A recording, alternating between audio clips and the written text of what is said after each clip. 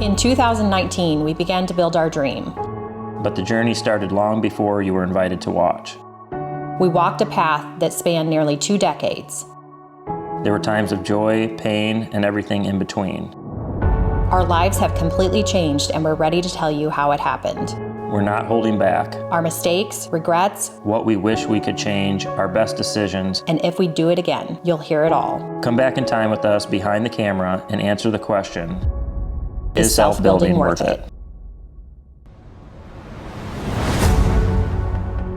So I guess let's see if we have any questions from the We could look at some of the old from comments. this videos. This guy's a new subscriber from a year ago. This guy has nothing but admiration for me.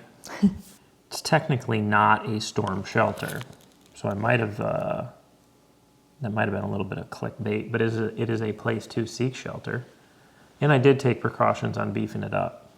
It's a storm shelter in the sense that people talk about they talk about their basements with the same level of safety. Like they have it in their minds that if they have a basement in their house, it's going to keep them safe. This is the same concept. Yes. Would I have done this differently if I could have? Because this question pops up. Did you consider Fox blocks or other type of ICF? Would have probably been easier. Yes, it would have been much easier. And I have since done some foundations with ICF. I think at that point, I was thinking about saving money. And I did that whole storm shelter for $3,500, repurposed the lumber. I would 100% do it differently if I would have had more money, which is a common problem for everyone that is going to be trying to self-build is money. And it's always easy to look back and be like, well, I would have done it differently, but like we couldn't have done it differently. No, I mean, we were just coming out of a phase of life where buying DeWalt tools was a really big deal for you. I had the basic tools. Yes, you still had a basic set of tools for everything. And I was still in my really cheap.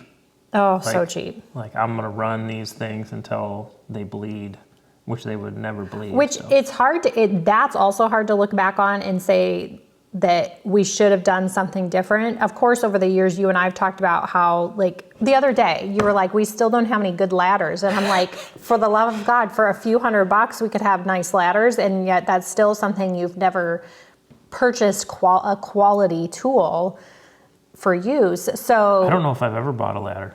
Right. The nicest ladder I have, I traded my best friend a tap and die set for $22,250. And to be honest, you're on a ladder more than you're on the lift. Yeah. Probably. Yeah.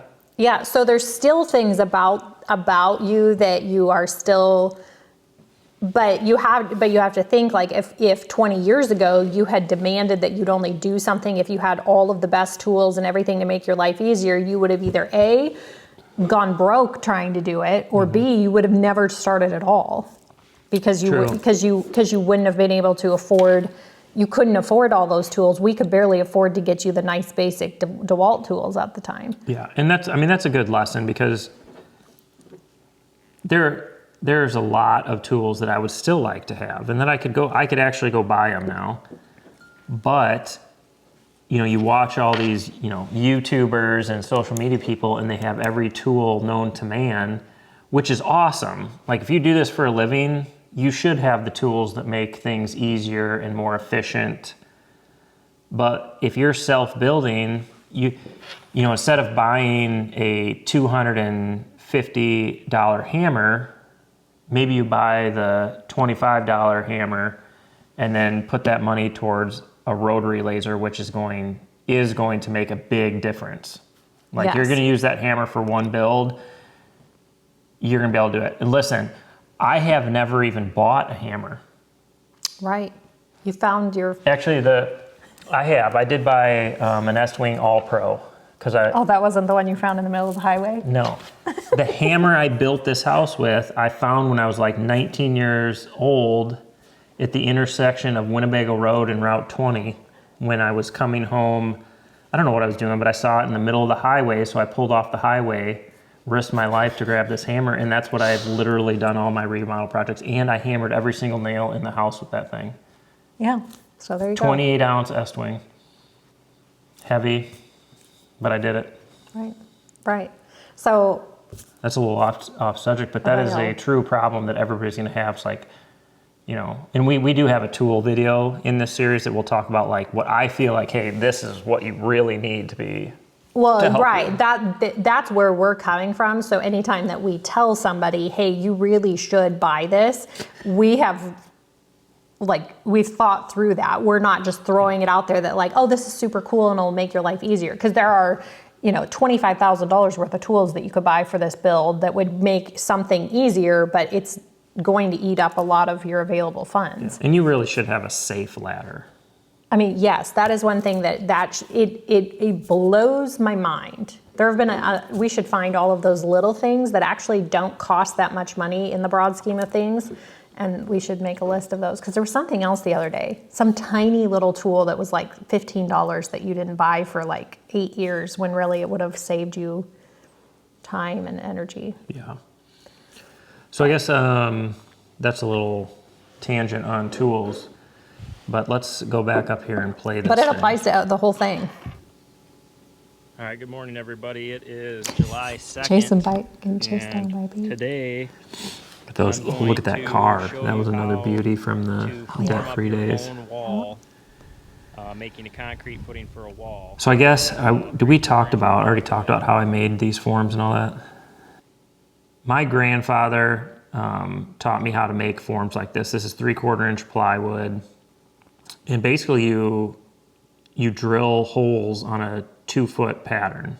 So 1 foot in from the end on an 8-foot piece of plywood from each end, and then 2 foot on center there. You do 2 rows, and that will provide a place for all of your ties. They're called snap ties. You can get them in different lengths for the thickness of wall you want. You need some wedges, which this is another crazy thing. You know where I got the wedges that I built this wall with? They were they were probably my grandfather's wedges, but Uncle Mike, when I was home on the 4th of July, I swung by Uncle Mike's and grabbed five gallon buckets of wedges from, the 1950s, 1960s. I mean, perfect. Are those things that you can reuse? Yeah, you can reuse them over and over again. The snap ties, no. But this is a time-consuming way to build a concrete wall. Sure. Very time-consuming. And you really need to do it efficiently, you need a few people. But obviously you can get it done.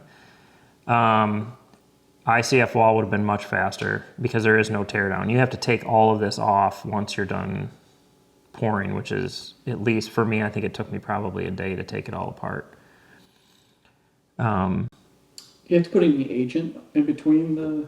No, so you can, when you put your forms up and you pour the concrete in it, some people will spray these down with oil. Like a lot of concrete forms, they treat with a stuff because they're reusing them over and over again. But anymore, a lot of the concrete forms aren't even wood-based anymore. They're aluminum forms, so they're lighter. They have pins that lock them together. This is definitely the old school way of pouring concrete. Well, and too, so if you're short on money, but time isn't as much of your issue, then this still could be a viable way. If you want to get through this part of the project in a more efficient manner, then you'll need to spend more money. I mean, you probably would have spent twice as much money if you had done ICF. Yeah, I mean, easily twice as much. I mean, you look at this, I built that thing for $3,500. I mean, that's pretty good. How many days would you say this took? It took me, it took a day to excavate it. I mean, it took me a couple weeks altogether to do this because, one, I was doing it by myself. I had to excavate it. I had to lay out the footing, form the footing, pour the footing, take the forms off, and then I had to build all the walls. It was like 100 degrees this week I did it. Mm-hmm. I was by myself, so I think there's one, if I remember right, I laid some long 2x4s down and slid all the plywood down on, oh yeah, right there. I mean, look at that.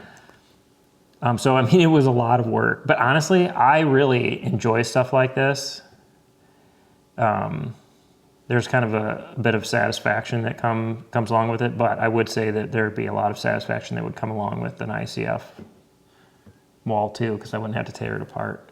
We mentioned we were gonna talk about code along the way. Is there anything with code with, a basement structure like this or? Well, I'm probably violating some OSHA rules here by not having the proper safety gear. You're by yourself, which we mentioned that earlier, that we got lucky.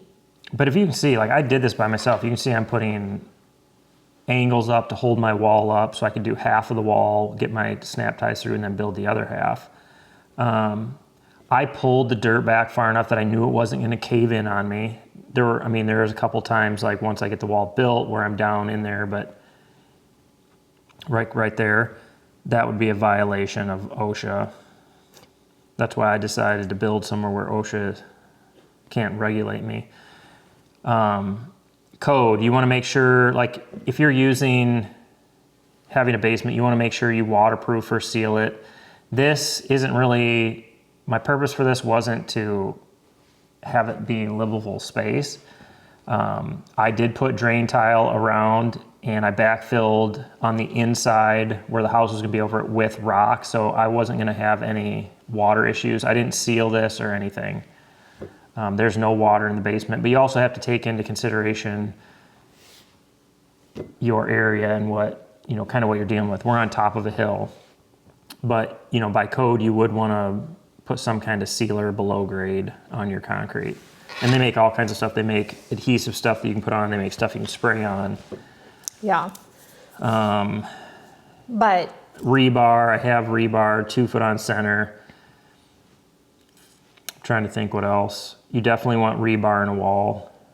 And again, if you're building somewhere that requires inspections and all kinds of stuff, the county should provide you with what they require. They should have a picture of a wall and where they want the rebar. right.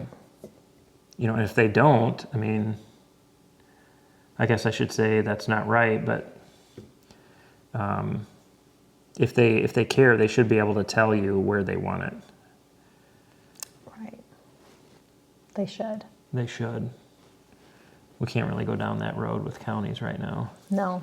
Stay tuned. Any other questions, Justin?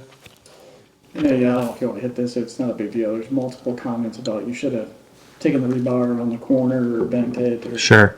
And Yeah, so there were comments in this video. You should have, had your corners pre-bent and wrapped around. And I get that. That is, what all the engineers say to do. I overlapped the corners, tied them together.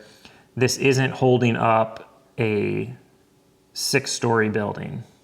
Like it's really holding up a floor system. That's it. Right. Like Yes. I'm not, you know what I'm saying? Like Right. Yes. This we wasn't. have to use a little bit of common sense here sometimes. Right. Yeah. There would be different, there would be some variations if we were building a whole house on top of a basement or something like this. This is 20 by 14. 20 by 14. The only thing above this is some 2 by 10 floor joists and 2 layers of 3/4 inch plywood. Yeah. And it's in our garage. It's in our garage. I put a keyway in it so the earth couldn't push the foundation off. I did drill in vertical rebar after, which I know everybody say you shouldn't wet set or drill in vertical rebar. But again, if you live in a place that requires that, then go ahead and do it. But I didn't, and so I was using common sense based on my experience, based on what it is. And this thing is not coming apart. It's not going to break and fall apart. It's just not. Yeah. I don't know how to be any nicer about it than that. Right. did they pour the concrete in there when they did all No. this concrete? Or did you do that, pour the Oh, the floor? floor? So I had my guys that did all my flat work pour that floor when they were doing all the rest. So when they poured the garage floor, they poured that. And what they did is they just dumped it in there. They had a couple guys down there. It was kind of messy, but it worked. Because you had a different truck come to pour the walls. Yeah, I did all the footing and walls by myself. That's really pretty easy to do. You want to make sure when you're pouring your walls that you're at a slump. And slump is how thick or runny the concrete is. So you want it to slump where it's going to flow. You can vibrate it, but you got to be really careful with that because you don't want to over vibrate the concrete, because what that does, it'll move all the aggregate towards the bottom. But I mean, I didn't. I poured it at a slump that it would flow in there. I took a stick, made sure I was getting around my window boxes, things like that. And you can see when I tore these forms off, there was very little honeycombing, and honeycomb's just where you can see where it didn't get all the way filled in, which isn't a huge deal as long as it's not really bad. You can see here I'm drilling in vertical rebar.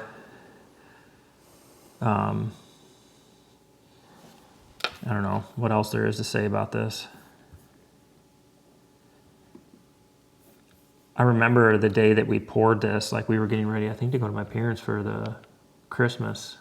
We have Christmas in summer, and you and the kids were out there, weren't you, when we poured this? Yeah, we did. I think that, yeah, we have videos of us being out there. Your dad came and helped, I thought, too. Yeah, he did.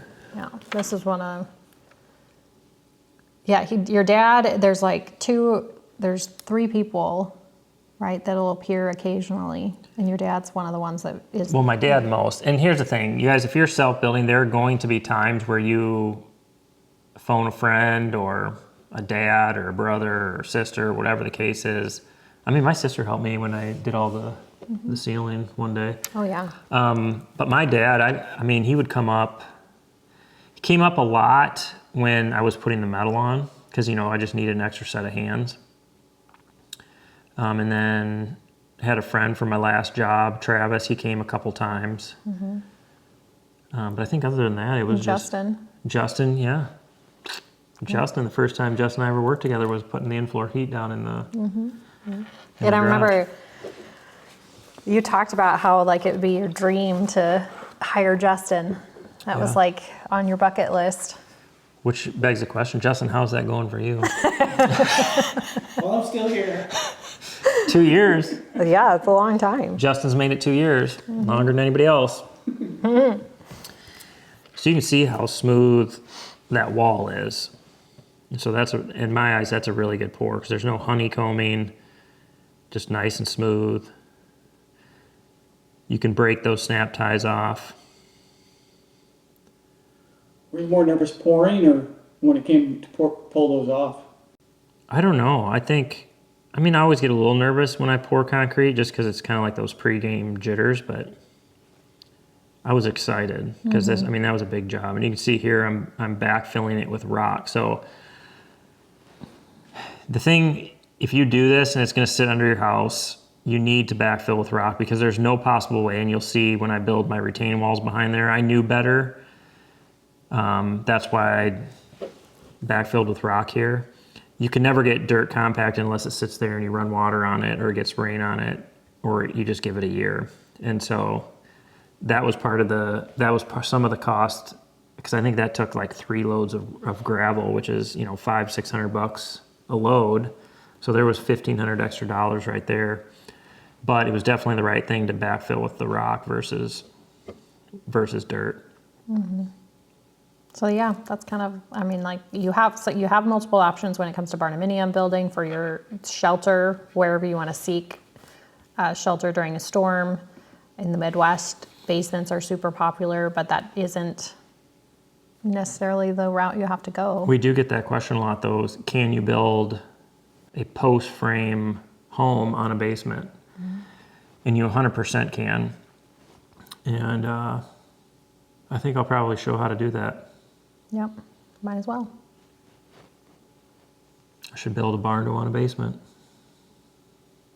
It's catchy. Should we call that the series, Barndo on a Basement? Barndo on a Basement. Yeah, Barndo I think on it a is. Basement. I think we need to do it. Hurry before anybody else does. For those of you interested in a Barndominium design, we do offer stick frame, post frame, and steel frame custom or stock plans through our company Back 40 Buildings.